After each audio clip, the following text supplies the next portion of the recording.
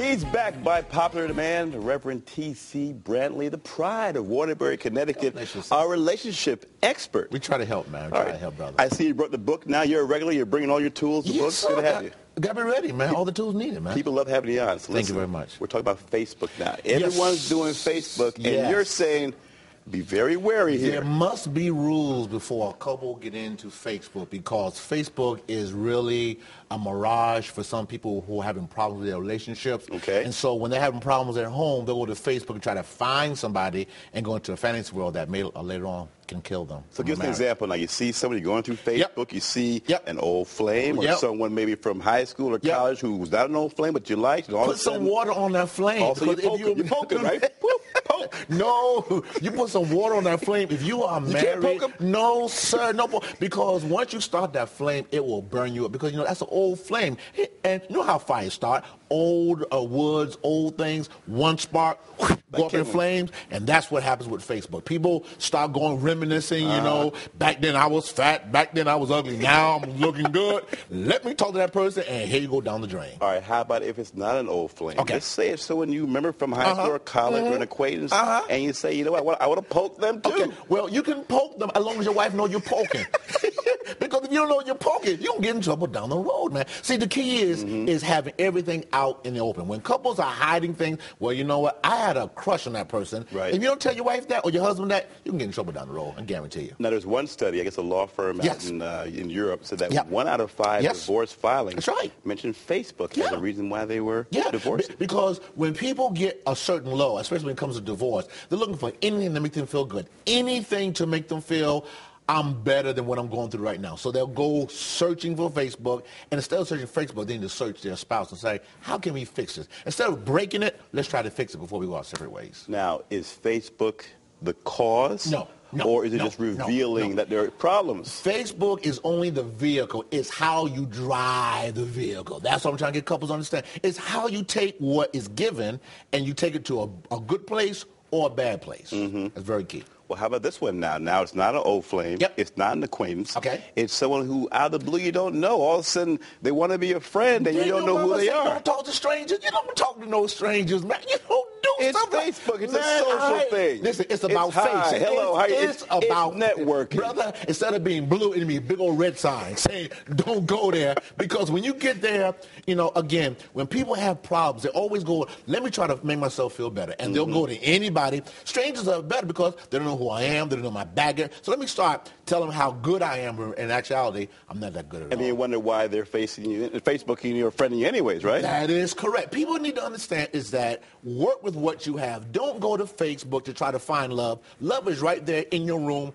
Go to it. Hug her. Hug him. Let's get some things sparking here. So even though it can be networking, there can be some temptations to steer clear of. Always watch the motives. What is your motive for Facebook? What's your motive for going by that sister's who's at your job? What is your motive? Find your motive, and then you'll find what you're doing, good or bad. But the motive is usually right there on the page, right? Some say want to meet man, some say business, some say right there what the motive is, right? I understand, but the key is that you are one. You're married, you're one. There can't be no secret. So let's decide what we're going to do with this networking. Are we networking for our business, or are we networking to find somebody else outside our relationship? And that's what we should do. Let's talk about a guy who's having some issues right now. Mr. Tiger Woods. Mr. Tiger Woods. 14, 15 mistresses. His wife was left and is back again. All right, so if he came on the couch, he got some couch time coming to him, honestly, right? This a whole lot of couch time. So if he came on the couch with you and said, Pastor TC, I've obviously messed up here. I will tell him, number one, get used to his wife going wherever he goes. She going right with him. There can be no exotic location without her, because right now it needs to be a common. Trust is gone. I mean, there is no trust right now in that relationship. So you have to build the trust. And guess what? There's going to be a lot of questions. There's going to be 2 o'clock in the morning. Honey, why'd you do that? Where were you? Why'd you do that? And he got to get used to, I tell the men, if you do the crime, got to do the time. So is that worth it, though? If you get to the point now, where you going? Honey, where you going? You know what? You grab some ice cream or you know, I think it's worth it because, see, people are forgetting about his kids. See, they think about his wife. His kids are going to be affected for life. So if he was able to do it, he should be man enough to say, I'm going to sit here and deal with it to get my marriage back together again. So the lesson here for men in watching Tiger Woods is what? The biggest lesson is, you know what, when you're feeling lonely, when you're feeling invincible, don't go out trying to be somebody great. Go back home and say, honey, I'm your man. Take care of me. I'll take care of you. And don't go outside a relationship, because the bottom line, it'll come and bite you. How about for women? What's the lesson to learn from? Women, they have to separate between the private sector and the public sector. I think that was the problem with his wife, is that, you know what, the way Tiger is outside is not where he is at home. So they have to reconcile that to make sure that he feels great at home and not feel you go take out the garbage. No, there got to be more things involved to make him feel he's important in the relationship. So how do you begin to repair this situation? You mentioned trust, but where does that start from right Trust. Being totally open, and a lot of counseling. It's going to take a lot of counseling to get that couple back together again.